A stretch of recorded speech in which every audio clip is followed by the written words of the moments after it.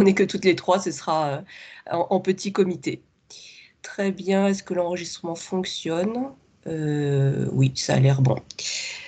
Ok, bon, bah moi je suis contente de vous retrouver pour ce rendez-vous mensuel. Donc ce soir, nous allons parler de François Mauriac et de son roman Le désert de l'amour. Bon, comme d'habitude, hein, je vais vous écouter d'abord et puis j'interviendrai après. Sandrine, comme on a le son, Oui, est-ce que tu veux bien commencer pour une fois, voilà, qu'on peut t'entendre? alors oui, je veux bien commencer. Moi, c'est une lecture que j'ai beaucoup aimée. Déjà, ça m'a rappelé ce que je lisais à l'époque du lycée et tout. Donc, j'ai eu l'impression d'avoir 15 ans en lisant ce livre. Donc, ça, j'ai apprécié. Ce que j'ai aimé, c'est comment dire, la construction, c'est un récit bien construit, il y a des phrases solides, vraiment enfin, qui correspondent bien à ce qu'on écrit dans un bon français, voilà, avec le sujet, le verbe, le complément, les qualificatifs, tous les articles, toute la ponctuation, il n'y a pas d'anglicisme, il y a du vocabulaire, c'était très agréable à lire de ce côté-là. C'était le côté très bien écrit. Après, ce qu'il nous montre, c'est un milieu bourgeois de la belle époque. C'est un milieu avec un entre-soi important et où comment dire, il y a des codes bien précis, des codes sociaux, des codes moraux, des codes religieux sur tout le relationnel de ces gens. Et à un moment, quand il y a des sentiments qui arrivent et qui ne correspondent pas forcément au code, on a quand même des personnages qui sont un peu perdus dans la façon dont ils vont gérer tout ça. Donc c'est un petit peu ce qui est montré dans le livre. J'ai beaucoup aimé le personnage féminin qui est quand même bien décrit, qui est consistant, c'est-à-dire il n'est pas trop stéréotypé, il est pas juste en arrière-fond. C'est un vrai personnage dans lequel on peut se reconnaître, ce qu'il n'y a pas toujours dans certains livres qu'on a vus précédemment où il y avait des personnages féminins plus estompés. Là, j'ai trouvé qu'il prenait toute sa place. Il y a même en creux, parce que c'est pas le thème du livre, et puis de toute façon, Mauriac qui décrit, il dénonce pas. Euh, il y a, comment dire, quand même toute une description du rôle de la femme dans cette société. Cette femme qui est une mineure hein, à vie à cette époque-là, qui ne peut exister que si elle dépend d'un homme, il n'y a pas de place, elle ne peut pas réellement se faire une place en dehors de cette relation à un homme. Et on voit bien toute la difficulté que ça crée à ces personnages, même s'il ne remet pas en cause les choses, il les décrit quand même relativement bien. Il y a également un moment où il explique, où le docteur Courrèges explique à son fils vers la fin que finalement, la famille, il n'y a rien de mieux. Enfin, il était prêt à s'en débarrasser de sa famille, mais comme ça n'a pas marché, finalement, il revient en disant qu'effectivement, c'est un lieu de sécurité. Et tout ça, lu 100 ans plus tard, c'est-à-dire à notre époque, où il est plus facile d'avoir une aventure sentimentale et plus difficile de construire une famille solide, on voit en fait voilà, que le temps a quand même déplacé les curseurs par rapport à ça. Oui, c'est intéressant cette dernière remarque. J'avais pas pensé à ça. Et c'est vrai que c'est un siècle presque. Alors, j'ai plus la date. C'est 1925, 24, 23. 25, je crois, le Oui, moment où il est édité. d'accord. Ouais, donc un pile un siècle. Ouais, c'est intéressant. Très bien. Bah, merci Sandrine pour cette intervention. J'ai pris pas mal de notes. Je vais pouvoir réagir par la suite. Très bien. Des personnes nous ont rejoints entre-temps. Bonsoir à Solène, Fabienne et Chantal. Très bien. On va écouter maintenant Anne-Lise. Oui, bonsoir. Bonsoir Anne-Lise. Alors, sur ce livre, moi d'abord, j'ai eu un petit peu de mal à m'y plonger, justement, sans doute à cause du fait qu'il décrit une époque relativement ancienne. Ça m'a rappelé, je suis d'accord, des lectures qu'on avait pu faire quand on était dans nos études, ou en tout cas à l'école. Et le style qui est pour moi assez, alors très poétique, mais assez complexe, assez recherché. Alors qu'on sortait d'autres livres avec un style beaucoup plus incisif qui allait droit à l'essentiel. Je ne sais pas pourquoi j'ai eu un peu plus de mal à m'y mettre, j'avoue, alors que c'est poétique, hein. Et je me suis vraiment mis dans le livre au moment de la scène où le docteur arrive au chevet de Maria et où il décrit, alors là je trouve que c'est magnifique, sa façon de regarder son corps en médecin, mais en amant et conduit en fait. Et il y a ces deux aspects qui s'opposent quand il regarde, quand il ausculte cette femme. Et j'ai trouvé ça vraiment, vraiment très beau. Et c'est à ce moment-là aussi où Maria explique ce qu'elle est et comment elle voit l'amour. Et donc, où est un peu expliqué, je pense, le titre, Le désert de l'amour. Elle explique que pour elle, en fait, on sent que pour elle, ce qu'elle n'arrive pas à surmonter, c'est l'aspect sensuel, sexuel de l'amour.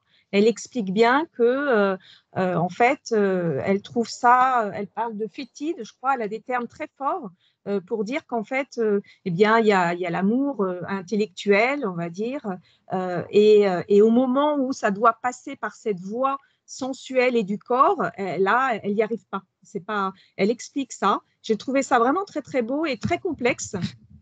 J'ai beaucoup aimé effectivement ce personnage de femme.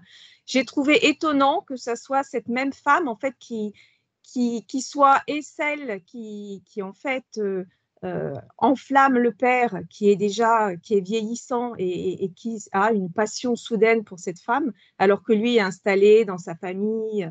On sent que c'est routinier, on sent qu'il s'éloigne de sa femme. Et puis en même temps, cette femme, c'est celle qui fait devenir un homme en fait à son fils, et c'est grâce à elle que le fils apprend cette sensualité et cette attirance vers les femmes qui va ensuite complètement déterminer sa relation au futur aux femmes, puisqu'il est conduit, et qu'après ça, on comprend que c'est pour ça qu'il a énormément euh, qui voit beaucoup de femmes, qu'il a énormément d'aventures et qu'il est sans doute assez dur, on le devine, avec ses femmes. Donc ça, j'ai trouvé vraiment intéressant, très très beau. Cette femme, en fait, elle résume beaucoup de femmes en elle-même, j'ai trouvé. Et le rôle, en tout cas, que peuvent avoir les femmes dans la vie des hommes. Pour moi, c'est vraiment ça. Voilà, j'ai trouvé. Donc, à partir de ce moment-là, j'étais beaucoup plus sensible à la poésie de ce livre. Il y a aussi des descriptions qui sont très belles, je trouve, et qui sont toujours en relation avec l'état d'esprit du personnage.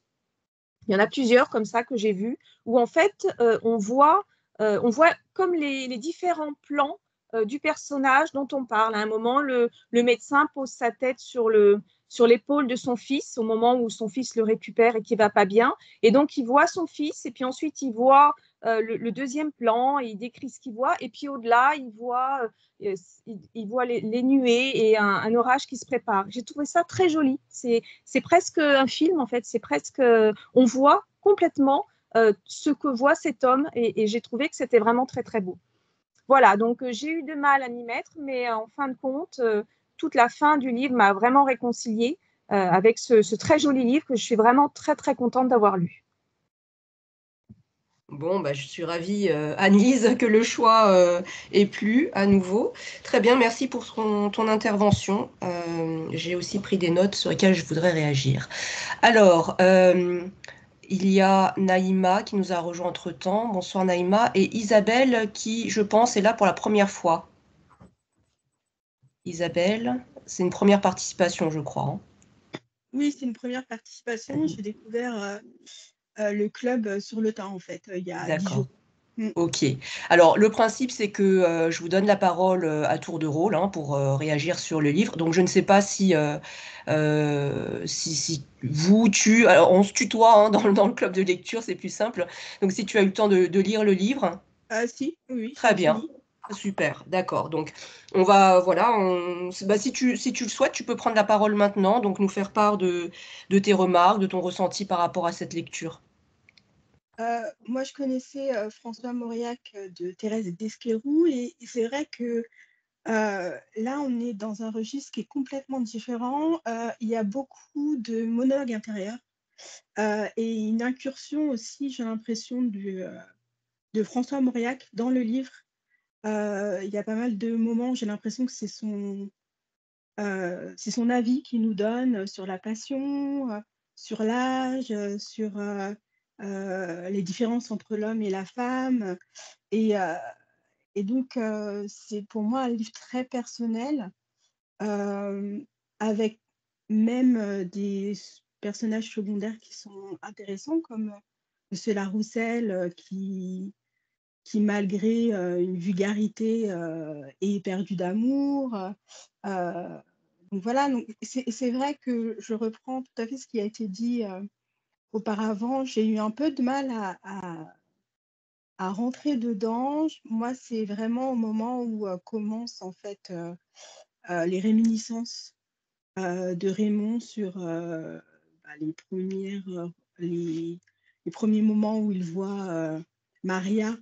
C'est là donc que je suis un peu rentrée dedans. Et c'est vrai, ce qui est intéressant, c'est toutes les incompréhensions qu'il y a dans ce livre, les incompréhensions entre Raymond, euh, entre les incompréhensions quant aux intentions des personnages. C'est-à-dire que quand Raymond voit du dégoût, en fait, c'est un désir de Maria qui est un peu voilé par son manque d'intérêt pour le plaisir charnel et voilé aussi par l'âge qu'il peut avoir. Quand elle conçoit, enfin, elle le revoit après l'avoir éconduit, elle voit un voyou, alors qu'en fait, c'est la même personne. Mais, euh, mais voilà, elle transfère en fait ce moment de passion qu'elle a eu, ce court moment de passion sur cet être humain. Et pour elle, comme la passion est un peu, elle le dit à un moment donné, que c'est teinté à la fois de dégoût, enfin pour elle, le plaisir et le dégoût ne font qu'un. Du coup, Raymond devient un personnage plus négatif. Et donc, de même, il y a une incompréhension entre le mari, le père de Raymond et sa femme.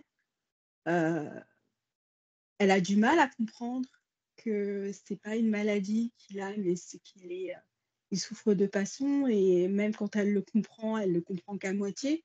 Donc voilà, c'est vraiment des personnes qui vivent à côté les uns des autres, mais sans toutefois rentrer dans la psyché euh, de l'autre. Et c'est assez étonnant parce qu'ils ont souvent des choses en commun, mais jamais ils ne le diront et jamais ils le comprendront. Donc c'est ça que j'ai beaucoup aimé dans le livre. Merci Isabelle, ouais, je suis tout à fait d'accord avec ça. J'ai d'ailleurs noté un passage que je vous lirai tout à l'heure à ce sujet. Très bien, merci pour cette intervention. Alors, on va écouter maintenant Solène. Bonsoir. Alors, moi, j'ai beaucoup aimé cette lecture. Alors, il faut dire qu'elle a fait suite à une lecture que j'ai pas du tout appréciée. Donc, du coup, je me dis peut-être que ça l'a ça l'a fait briller d'autant plus.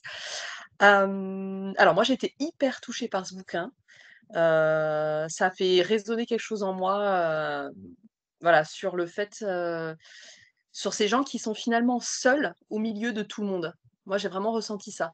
C'est le père aime le fils, mais il se passe enfin, je rejoins un petit peu Isabelle, hein, voilà, c'est-à-dire, enfin, moi, j'ai ressenti ça, c'est ils s'aiment, ils s'apprécient, ils s'aiment, mais ils se passent complètement les uns à côté des autres, quoi. La femme aime son mari, mais elle l'aime mal, elle l'aime de façon un peu pataude. Le mari, elle a la tendresse pour sa femme parce que finalement, elle s'occupe bien de lui, mais bon, il aimerait bien avoir une maîtresse, mais bon. Et en fait, et cette relation père-fils, et je crois effectivement qu'il y a, Je pense qu'effectivement, je rejoins, je crois que c'est Isabelle aussi qui a dit ça, qu'il y a quelque chose d'assez personnel par rapport à la relation père-fils, parce que François Mauriac, il y avait aussi quelque chose par rapport à la relation à son père, il me semble avoir vu ça. Et voilà, et pareil, le père et le fils, ils s'aiment, mais ils se passent à côté, voilà, à la fin du livre, où on sent qu'ils sont sur le quai de la gare, si je me souviens bien, puis ils veulent se dire des choses, mais finalement, ils vont jamais au bout de ce qu'ils ont envie de se dire. Et puis, ils se quittent finalement sans vraiment s'être dit qu'ils s'aimaient. Enfin voilà, cette solitude au milieu de tout le monde, en fait. Voilà. Et ça, il y a eu quelque chose qui a parlé en moi, vraiment, de se dire, bah, finalement, oui, on peut être à côté de quelqu'un, mais passer à côté de la personne, quoi. L'aimer, mais mal l'aimer, ne pas être aimé en retour, enfin, croire qu'on n'est pas aimé alors qu'en fait, on est aimé aussi. Voilà, je pense que je suis pas aimée, mais en fait, si on m'aime, mais je ne m'en rends pas compte, je le sais pas, je le vois pas. Et moi, pour moi, le désert de l'amour, moi, j'ai vraiment ressenti le titre par rapport à ça. C'est-à-dire, on est au milieu du désert alors qu'on est quand même aimé, quoi. Voilà, on vit une solitude au milieu de plein de gens. Enfin, ça, voilà, vraiment, moi, j'ai ressenti vraiment ça de façon assez forte pendant ma lecture. Donc voilà, donc j'ai beaucoup aimé. Et voilà, la poésie aussi du bouquin. Alors moi, j'ai noté une phrase, j'ai beaucoup aimé maman d'un préadolescent. J'ai trouvé ça extraordinaire, cette phrase. C'était « Il fallait 2 surveillants pour tenir tête à ce troupeau d'enfants près de mourir et d'hommes près de naître. » Voilà, ces enfants près de mourir et ces hommes près de naître et ces adolescents qui sont un peu au milieu. Je trouvais que c'était trop beau comme phrase. Voilà, très poétique. Et moi, ça m'a beaucoup touchée. Ce bouquin, il m'a énormément touchée. Voilà. Donc, presque un coup de cœur. Voilà. Voilà. Bon, écoutez, j'étais pas sûre de mon coup, hein, honnêtement, quand j'ai choisi celui-ci, mais bon, pour le moment, je vois que les avis sont assez unanimes. Merci Solène, belle intervention sur ce sujet, effectivement, seul au milieu de tout le monde, et je reviendrai là-dessus également. On va écouter maintenant Fabienne.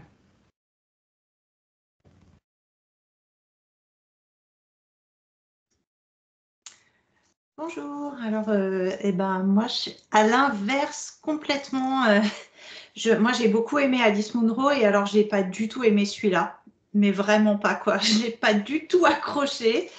Du début à la fin, j'ai failli abandonner. Puis je me suis dit, c'est bête, j'ai envie de savoir pourquoi j'aime pas et comment les autres vont l'avoir perçu, etc. Donc, je me suis forcée, mais c'était une séance de roulette chez le dentiste, quoi. C'était vraiment. Et en fait, je me suis rappelé, j'avais déjà lu un ouvrage de Mauriac, c'était au collège et c'était Le Sagouin. Et même effet, j'ai un souvenir comme ça aussi, ça m'avait déjà pas plu. Et voilà, je sais pas, j'ai pas accroché, je trouvais les personnages comme si c'était des personnages en carton. J'ai trouvé qu'il y avait des formules qui étaient très belles, très poétiques en effet. Je sais pas, l'histoire m'a pas du tout touchée. Je trouvais les personnages autant masculins que féminins d'une mollesse et j'avais envie de leur dire mais secoue-toi, agis, fais quelque chose, tu l'aimes, bats-toi, je sais pas. Vraiment, ouais, j'ai pas du tout accroché. Jusqu'au bout, je me suis dit peut-être, mais non. Non, et même la fin, j'ai pas aimé la fin. Donc voilà, raté. D'accord. Non, mais Raté. c'est toujours bien d'avoir des avis divergents. Donc là, on en a un. La semaine dernière, on en avait eu un aussi. C'était Véronique, elle n'avait pas pu être présente, mais elle a mis un mot ensuite sur la plateforme en disant qu'elle n'avait pas du tout accroché. Donc c'est intéressant, hein, vous voyez, les sensibilités des lecteurs euh, voilà, sont différentes et du coup, effectivement, parfois on n'accroche pas du tout. Il y a des raisons, hein, il y a toujours des raisons. Oui, bien Mais sûr. voilà, donc c'est intéressant aussi. Merci Fabienne d'être venue quand même à la réunion. Oui, oui. Très bien. Alors, il nous reste, on a Naïma qui n'a pas encore pris la parole.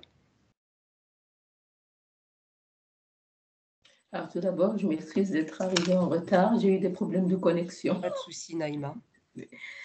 Moi, j'ai beaucoup aimé ce livre, ce roman.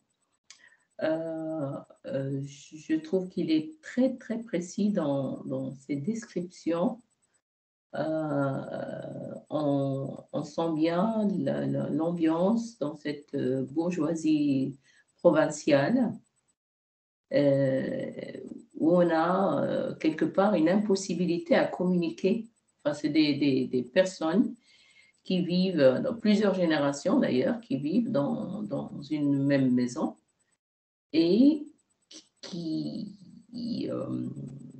ne communiquent pas, et chacun a son monde intérieur. Alors moi, les mondes intérieurs, ça m'intéresse toujours. Donc, j'ai beaucoup aimé pénétrer dans le personnage de Raymond et du père. Donc, et je lisais, et puis parfois j'étais surprise par des belles expressions qui m'ont récompensée par rapport. Parfois, le rythme était un peu lent, parfois, mais j'étais tout de suite motivée après, une fois qu'il y avait une phrase ou un super paragraphe. Et donc, j'ai beaucoup aimé aussi comment il arrive à tracer l'évolution de Raymond et ce que l'amour peut faire pour transformer un personnage, en fait. Parce qu'au début, c'était plutôt le gamin sale, un petit peu outsider, on va dire. Et puis, je trouve sa façon de le réveiller, en quelque sorte, une fois qu'il se sent amoureux ou en début d'amour, c'est que même, c'est une scène qui m'a frappée, je crois que c'est qui m'a surprise en fait, parce que je l'ai noté ici, c'est par rapport à une scène avec son beau-frère. Non, c'était le père et son gendre. Et oui, bon, ça c'est un autre point. Mais la scène où justement Raymond va répondre à son beau-frère en disant bon ben, je suis étonnée que des gens de la guerre qui soient dégoûtés du sang, quelque chose comme ça. Il y a une phrase comme ça, je ne l'ai pas notée, mais une façon provocatrice, hein, et disant en quelque sorte, enfin, il s'affirme. Pour moi, je l'ai senti comme quoi, ah, je suis là. Et en fait, je suis là parce qu'il y a une femme dans ma vie. C'est cette femme-là qui fait que je deviens un homme et je peux répondre un peu, même avec insolence, à mon beau-frère. Après, il y a le personnage du père avec toute sa douleur, d'aimer une femme qui ne se donne pas à lui. Et ça n'a rien à voir là, mais j'ai beaucoup aimé un passage où, justement, parlant du monde intérieur, comme quoi le père, avec son beau-fils, en fait, il pense pareil, mais ça l'énerve qu'il pense pareil que lui. Donc la phrase, le lieutenant était de ces êtres dont l'approbation nous accable et nous porte à mettre en doute des vérités pour lesquelles nous eussions versé notre sang.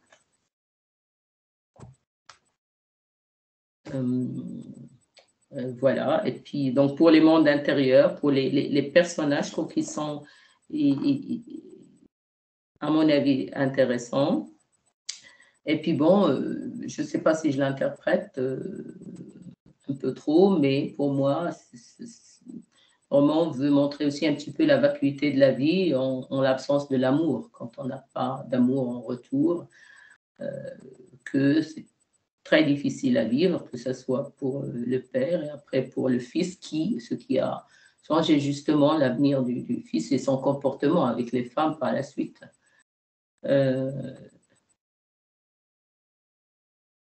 J'ai trouvé le personnage de Maria Cross très intéressant, même s'il me manquait quelque part des parties. Je n'arrivais pas à la cerner à 100%. Je crois que ce côté mystère, justement, faisait que c'était probablement voulu, hein, ce qui expliquerait que ces hommes, quand ils tombent amoureux d'elle, ils tombent profondément amoureux d'elle. C'est pas... Et bon, voilà, et puis, en fin de compte, beaucoup de belles expressions qui m'ont plu. D'accord, merci Naïma. Très bien. Et il reste Chantal. Est-ce que Chantal est avec nous?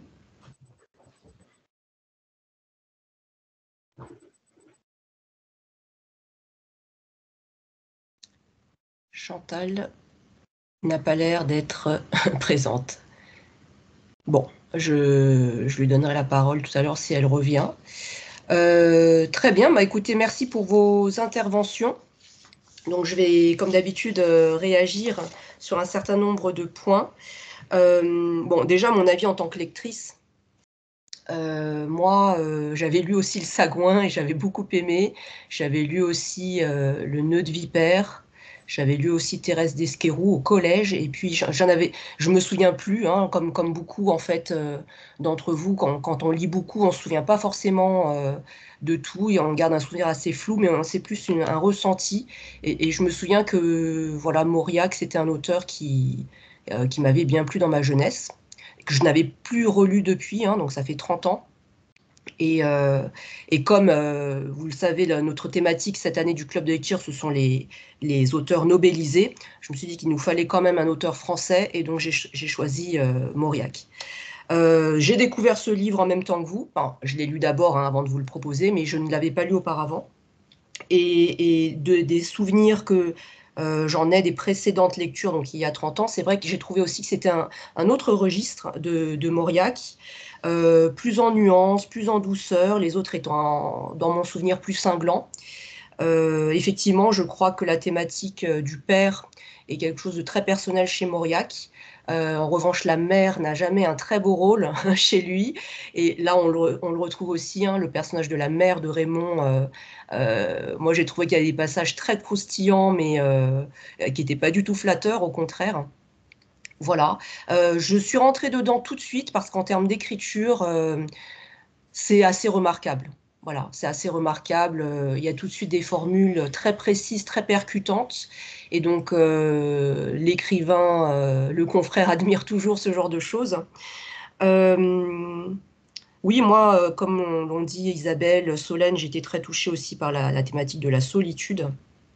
Voilà, et donc, je vais vous lire quelques passages tout à l'heure. Alors, Sandrine, tu as dit c'était une lecture agréable parce qu'il y avait des phrases solides, que c'était très bien écrit. Effectivement, en fait, donc là, on est dans de la littérature classique, hein.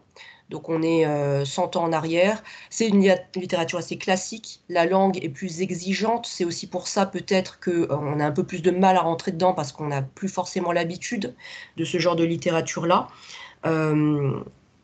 Mais effectivement, c'est d'une précision en termes d'écriture. Je vous lis juste un passage que j'ai noté, qui est simple, mais qui est simple, qui est très difficile à faire quand on écrit, et dont le résultat, en fait, est d'une simplicité remarquable. Des jeunes gens survinrent qui avaient préparé, pour traverser la salle, un air de suffisance et de hauteur dont ils furent embarrassés, voyant cette solitude. Donc c'est un passage qui est au début du livre où en fait donc Raymond est dans ce bar où il n'y a personne et arrive donc un groupe de jeunes et qui font face à cette salle vide. Et donc je vous relis la phrase: des jeunes gens survinrent qui avaient préparé pour traverser la salle un air de suffisance et de hauteur dont ils furent embarrassés voyant cette solitude. Pour moi c'est deux lignes, mais ça retranscrit très à la perfection, vous voyez, cette attitude qu'on peut avoir. Et en fait, en deux lignes, c'est tout un monde, c'est toute une psychologie, c'est toute une intention, c'est c'est tout un comportement qu'on retrouve. Et donc, voilà, c'est le genre de phrase que moi je trouve remarquable. Et je me dis, pour écrire ce genre de choses, pour la lire, ça nous prend 3 secondes, mais pour l'écrire, à mon avis, c'est voilà, c'est 3 heures, si ce n'est 3 mois. Donc, le roman est truffé de phrases comme ça.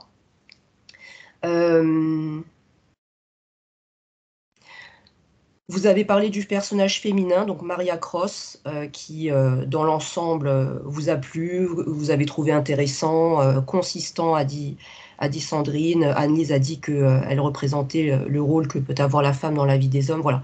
Ce qui est très intéressant, c'est que ce roman de Mauriac a été adapté 2 fois au cinéma, et les 2 fois, le scénariste et ou le réalisateur ont interprété le personnage de Maria Cross comme une prostituée.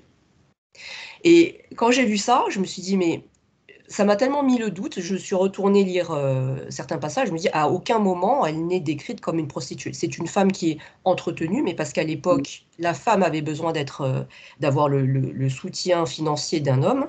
Et donc c'est intéressant, vous voyez comment l'interprétation, donc là on est entre femmes, hein, mais ça aurait été intéressant d'avoir un lecteur homme pour pour avoir son ressenti. Et donc c'est quand même assez frappant que deux adaptations cinématographiques et 2 fois, voilà, la femme est interprétée comme une prostituée, alors que c'est pas du tout le cas dans le livre. Voilà, je voulais vous faire part de cette information.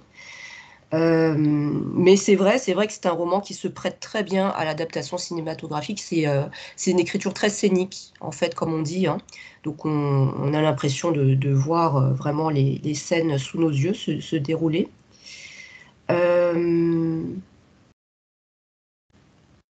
Oui, les personnages vivent les uns à côté des autres.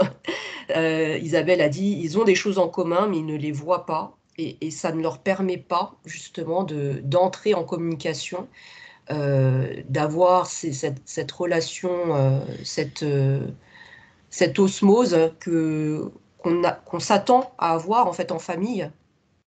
Et là-dessus, il y a aussi quelques passages assez croustillants. Voilà, donc moi ce que j'avais noté, c'est que c'est une écriture. Effectivement, moi je comprends qu'on puisse ne pas aimer parce que en termes d'arc narratif, il ne se passe pas grand-chose. Hein. Il n'y a pas d'événements, il n'y a pas de péripéties fracassantes, il n'y a pas de twist, on ne se dit pas oh, j'avais pas vu venir ça. Vous voyez, il n'y a pas cette construction-là qu'on retrouve dans d'autres genres de littérature, hein, comme le policier, le roman historique, le thriller, etc. Donc c'est vrai que c'est une littérature où il ne se passe pas grand-chose, et en fait c'est tout en nuances, c'est-à-dire qu'on va s'intéresser plutôt à des choses subtiles, à des choses sur lesquelles, si on ne se pose pas pour analyser le comportement humain et les enjeux au niveau des interactions, on se dit mais en fait voilà, il ne se passe rien. Donc, comme l'a dit Naïma, c'est vrai, le rythme est lent, hein, il faut s'accrocher, mais si on s'intéresse à toutes ces petites subtilités qui font l'humain, hein, voilà, ça devient intéressant. Ok, vous n'avez pas parlé, en fait, enfin, pour ce livre-là, il n'y a pas eu de commentaires allant dans le sens... moi, ça m'a quand même un petit peu mis mal à l'aise, voilà, telle thématique, etc., comme on avait eu de façon très forte chez Alice Munro le mois dernier, hein. Et pourtant, Mauriac traite aussi de thèmes, notamment donc, cette solitude terrible à laquelle nous faisons tous face à un moment donné. Voilà, il s'attaque à des sujets, des vérités universelles qui peuvent être dérangeantes aussi. Peut-être pas de manière aussi frontale que Alice Munro, et donc c'est peut-être pour ça que vous n'avez pas relevé ce point-là. Mais je voulais partager avec vous lire des extraits du discours que donc François Mauriac a délivré au moment où il a reçu le prix Nobel. Voilà, moi j'adore lire ce genre de choses, je trouve que c'est très éclairant, hein, sur l'auteur. Et vous allez voir, quand je l'ai lu, moi, ça a fait écho très fortement à la discussion que nous avions eue justement le mois dernier sur Alice Munro, sur le fait justement que la littérature, l'une des missions de la littérature, c'est aussi de mettre en mots ces vérités universelles qu'on préfère parfois mettre sous le tapis. Voilà. Donc, je vous lis les extraits, c'est un petit peu long, hein, je vous demande un petit peu d'attention. Alors, d'abord sur l'universalité. Nous nous croyons toujours très singuliers, nous oublions que les livres qui nous ont enchantés nous-mêmes, ceux de George Eliot ou de Dickens, de Tolstoï ou de Dostoïevski, ou de Selma Lagerlöf, décrivent des pays très différents du nôtre, des êtres d'une autre race et d'une autre religion. Et pourtant, nous ne les avons aimés que parce que nous nous y sommes reconnus. Le don du romancier se ramène précisément au pouvoir de rendre évidente l'universalité de ce monde étroit où nous sommes nés, où nous avons appris à aimer et à souffrir. Voilà, donc je trouvais que c'était, vous voyez, c'est un passage très simple, hein, mais où il nous renvoie à l'universalité de la littérature. C'est vrai, c'est-à-dire qu'on peut lire des romans dont l'action, dont les personnages sont très éloignés de nous, et pour autant retrouver très fortement un écho à notre propre vie, alors qu'on se trouve dans des réalités très différentes. Et donc, ce qui se passe là, c'est l'universalité des thèmes en tant qu'humain. Alors, je continue. Donc, que le mien, donc son monde, que le mien ait paru si sombre à tant de mes lecteurs en France et hors de France, oserais-je dire que je m'en suis toujours étonnée. Ceux qui n'ont jamais aimé, ni été aimés, ou qui ont été abandonnés et trahis, ou qui ont poursuivi en vain un être inaccessible, sans même donner un regard à la créature qui les poursuivait eux-mêmes et qu'ils n'aimaient pas, ceux-là aussi s'étonnent et se scandalisent de ce qu'une œuvre romanesque décrit la solitude des êtres au sein de l'amour même. Dites-nous des choses qui nous plaisent, disaient les Juifs au prophète Isaïe. Trompez-nous par des erreurs agréables. Oui, le lecteur exige que nous le trompions par des erreurs agréables. Et pourtant, les œuvres qui sont demeurées vivantes dans la mémoire des hommes sont celles qui ont assumé le drame humain tout entier et qui ne se sont pas dérobées devant l'évidence de la solitude sans remède, au sein de laquelle chacun de nous a dû affronter son destin jusqu'à la mort, cette solitude dernière, puisqu'enfin nous mourrons seuls. Donc voilà, on retrouve là la thématique de la solitude que certaines d'entre vous ont souligné. Et au fond, là, ce qu'il dit, Mauriac, c'est ça, c'est que on préfère entendre des jolies choses, hein, quitte à ce que ce soit des erreurs. Hein. On préfère être abreuvé de ces choses-là. Mais au fond, les œuvres qui perdurent, la littérature qui devient classique, c'est celle qui s'attelle à décrire cette vérité universelle de la solitude qui n'est pas forcément agréable à entendre. Alors, je continue un petit peu si vous voulez bien. Toutes mes créatures, donc ces personnages, ont conscience qu'une part de leur être connaît le mal et pourrait ne pas le commettre. Elles savent ce qu'est le mal. Elles ont toutes ce sentiment obscur que leurs actes les engagent et qu'ils retentissent dans d'autres destinées. Mais être obsédé par le mal, c'est l'être aussi par la pureté, par l'enfance. Je m'attriste de ce que les critiques, les lecteurs trop pressés, ne voient pas la place que l'enfant occupe dans mes histoires. On voit les vipères de mes romans, on ne voit pas les colombes qui nichent aussi dans plus d'un chapitre, parce que chez moi, l'enfance est le paradis perdu et qu'elle introduit au mystère du mal. Le mystère du mal, il n'existe pas de manière de l'aborder. Nous devons nier le mal ou l'assumer tel qu'il se manifeste en nous et hors de nous, dans notre propre histoire, celle de nos passions et dans l'histoire extérieure, celle que la volonté de puissance des empires écrit avec le sang des hommes. Qu'il existe entre les crimes individuels et les crimes collectifs un lien étroit, je l'ai toujours cru. Et le journaliste que je suis ne fait que déchiffrer au jour le jour, dans l'abomination quotidienne de l'histoire politique, la conséquence visible de l'histoire invisible qui se déroule au secret des cœurs. Voilà. Donc, c'était les passages que je voulais partager avec vous, hein. Donc, c'est vrai, Mauriac, à la base, était journaliste. Voilà, des réactions par rapport à ce discours de Mauriac délivré lors de la remise de son prix Nobel. Est-ce que ça vous parle? Est-ce que ça éclaire un peu mieux le livre?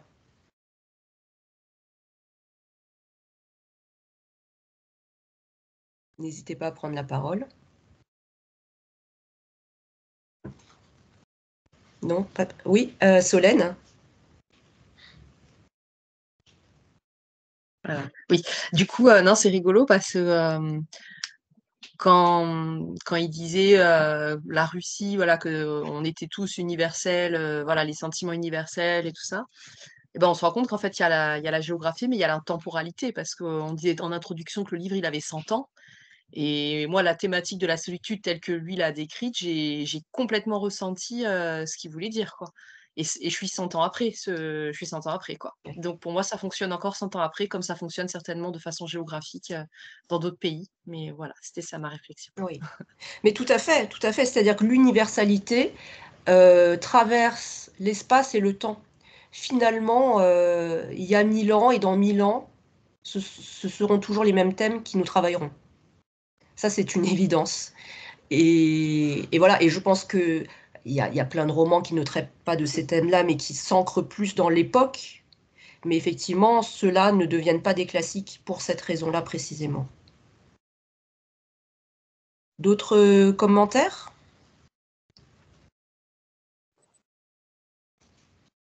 Alors, je voulais vous lire justement ce passage, moi, que j'ai trouvé fabuleux, sur la solitude, les sentiments aigres-doux qu'on peut parfois ressentir en famille. Alors, donc, sont présents dans cette scène les personnages, donc Raymond, son père par son absence, et sa mère, en fait, qui interroge son fils sur l'absence de son père. Ton père n'est pas descendu? Elle ajouta qu'elle avait des lettres à lui donner pour la poste. Mais Raymond devinait la raison de sa présence matinale. À vivre ainsi pressés les uns contre les autres, les membres d'une même famille ont à la fois le goût de ne pas se confier et celui de surprendre les secrets du voisin. La mère disait de la belle-fille : « Elle ne me dit jamais rien, n'empêche que je la connais à fond. » Chacun prétendait connaître à fond tous les autres et demeurer seul indéchiffrable. Raymond croyait savoir pourquoi sa mère était là. Elle veut se rattraper. Après une scène comme celle de la veille, elle rôdait autour de son mari, cherchant à rentrer en grâce. La pauvre femme découvrait toujours trop tard que ses paroles étaient à coup sûr les mieux faites pour froisser le docteur. Comme dans certains rêves douloureux, chaque effort vers son mari l'éloignait de lui. Impossible de ne rien faire, ni de ne rien dire qui ne lui fût odieux. Empêtrée d'une maladroite tendresse, elle avançait comme à tâtons, mais de ses bras tendus ne savait lui donner que des blessures. Voilà, c'est le passage qui retranscrit ce que vous avez très justement souligné, ce côté seul au milieu de tout le monde. Voilà, cette phrase est terrible. Chacun prétendait connaître à fond tous les autres et demeurer seul indéchiffrable. Au fond, on est tous seuls et le sentiment de solitude et chacun le vit de son côté. C'est voilà, c'est assez terrible.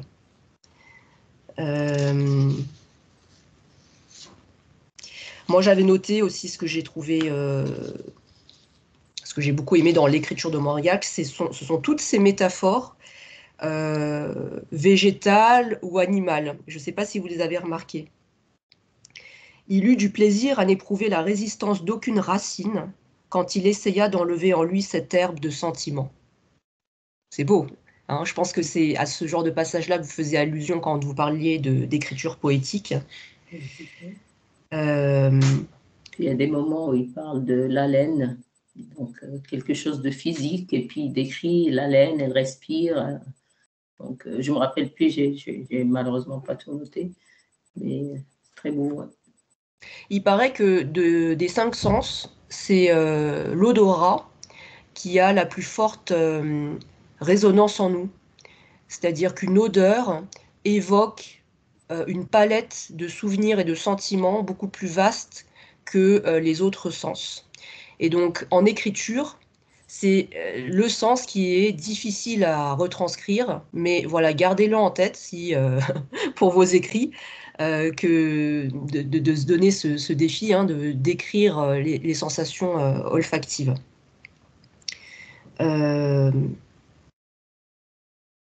Ok, d'autres commentaires? Oui, Isabelle? Oui, souvent, il y a un parallèle entre les descriptions. Je crois que c'est Solène qui disait ça, un parallèle entre les descriptions. Je ne t'entends pas très bien, Isabelle. Ah, il y avait un parallèle. Alors, attendez. Ah, mince. Oh. On va la retrouver.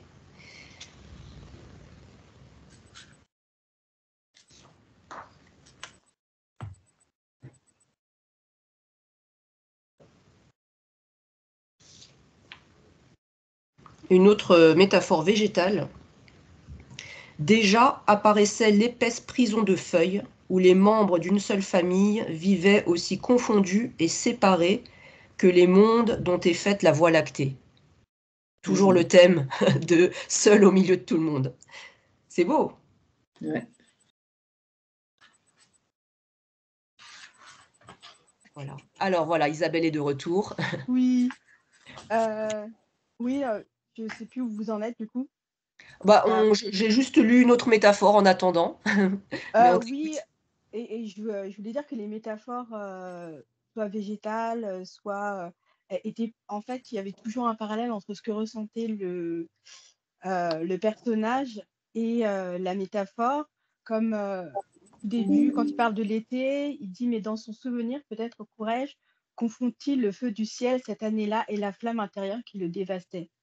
Et souvent, il y a ce côté, enfin, c'est le paysage intérieur. Ça va pas dans le sens de l'extérieur vers l'intérieur, mais c'est de l'intérieur vers l'extérieur. Comme Oui. si il y avait un impact de ce qu'on ressentait sur l'environnement et pas l'inverse. Je ne sais pas si je suis claire, mais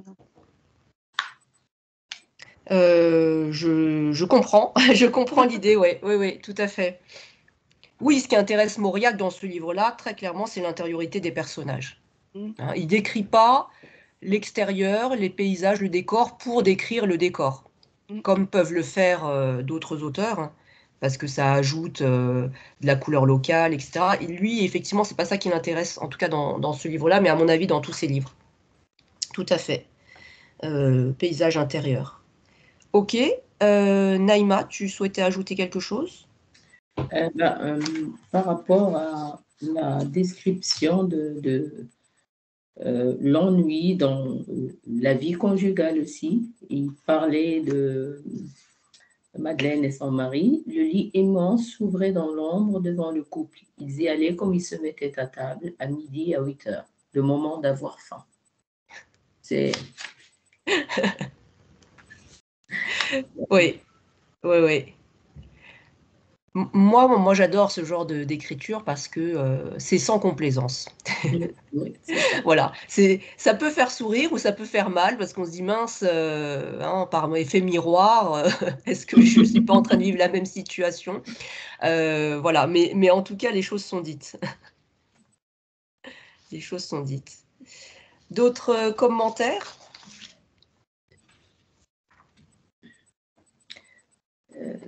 Moi, j'ai un passage que j'ai trouvé surprenant justement. Après ce passage justement, il va parler de Raymond. Durant ces mêmes nuits, Raymond parfois s'éveillait. Il ne savait quoi de chaud et de fade ruisselait sur sa face, coulait dans sa gorge, et sa main tâtonnante cherchait une allumette. Alors il voyait le sang jaillir de sa narine gauche, tacher sa chemise, ses draps. Il se levait et transi, regardait dans la glace, sans l'encore maculé d'écarlate. Essuyait sa poitrine, ses doigts gluants de sang. S'amusait de sa figure barbouillée, feignant d'être à la fois l'assassin et l'assassiné. J'ai beaucoup aimé ce passage de mener l'assassin et l'assassiné dans la même scène. Oui, je me souviens aussi de ce passage, merci. Allez, un dernier pour la route. Nous avons tous été pétris et repétris par ceux qui nous ont aimés, et pour peu qu'ils aient été tenaces, nous sommes leur ouvrage. Ouvrage que d'ailleurs ils ne reconnaissent pas, et qui n'est jamais celui qu'ils avaient rêvé. C'est beau aussi, hein, sur, voyez, le lien, je pense, parent-enfant et enfant-parent. Alors là, c'est plutôt hein, les parents, la famille qui façonne un être malgré lui. Hein, et pourtant, cet être ne donne pas satisfaction aux personnes qui l'ont façonné. Ça aussi, hein, c'est très courant, même si on ne le dit pas dans les familles. Voilà, la déception par rapport à la progéniture. Ok, très bien. Écoutez, alors, prochain livre. J'ai choisi l'un de mes livres préférés, l'un de mes auteurs préférés, dont j'ai tout lu, c'est Kazuo Ishiguro. Donc c'est un auteur britannique d'origine japonaise. Et le livre que j'ai choisi, c'est Les Vestiges du jour. Est-ce que certains d'entre vous l'ont déjà lu? Non? Isabelle, oui? D'accord. Bon, voilà, j'espère que ça vous plaira. C'est 1989, l'année de publication. Donc on file en Angleterre, une autre époque encore. Et voilà, donc j'ai hâte d'avoir vos retours sur ce livre. On se retrouve, alors la date, c'est premier jeudi du mois, donc ça nous amène au 6 juin, hein, si je ne dis pas de bêtises, donc le jeudi 6 juin, voilà. Donc Les Vestiges du jour de Kazuo Ishiguro, je le mettrai sur la plateforme. J'avais écrit aussi un billet de blog il y a un moment maintenant, qui reprenait en fait un article de The Guardian, dans lequel Ishiguro racontait, expliquait son processus d'écriture pour ce livre-là précisément. Voilà, donc je vous mettrai aussi le lien si ça vous intéresse de lire cet article-là. Voilà. Est-ce qu'il y a des questions? Juste par rapport aux Vestiges du jour, c'est aussi un film avec le même titre. C'est ça, avec Anthony Hopkins. Anthony Hopkins. Oui. Le film d'ailleurs a été applaudi par la critique. Bon, moi je trouve toujours qu'il faut toujours avoir lu le livre avant de voir le film. Parce que les films, on y ajoute l'interprétation du réalisateur. J'ai vu le film aussi, le film, je pense, est bien, mais il m'a paru très tiède par rapport à la lecture. Voilà. Bon, moi, j'ai trouvé que c'est un livre tellement remarquable que voilà, le film, j'ai trouvé que c'était difficile d'arriver à la hauteur de l'écriture d'Ishiguro, mais vous pouvez, si vous avez le temps et la curiosité, voir aussi le film. Oui, voilà, avec Anthony Hopkins et l'actrice principale aussi, et je me souviens plus. C'est Emma Thompson, non? Ah, c'est deux acteurs magnifiques. Oui, c'est Emma Thompson. Ouais. C'est deux acteurs vraiment. Si même avec les deux là. Non, je pense que le film est très bien. Hein. Le film est très bien. Le film est très très bien. Hein. Moi, je n'ai pas lu le livre, mais le film est magnifique. Hein. Enfin, moi, je l'ai trouvé très très bien. Oui. Moi, j'ai vu une partie, je crois que je n'ai pas tout vu. Donc le livre est encore mieux. Alors, c'est encore une littérature en nuances. Hein. Le rythme n'est pas soutenu. Voilà, je vous préviens. Hein. Mais très belle lecture selon moi. Enfin, je ne veux pas vous influencer. Hein, vous me direz ce que vous en pensez. En tout cas, merci pour votre présence ce soir. Merci pour vos interventions. Je vous souhaite une bonne soirée, des bonnes lectures. Et je vous dis au mois prochain. Au revoir. Voilà. À bientôt. Au revoir. Merci à toutes. Au revoir. Au revoir. Au revoir. Bonne soirée.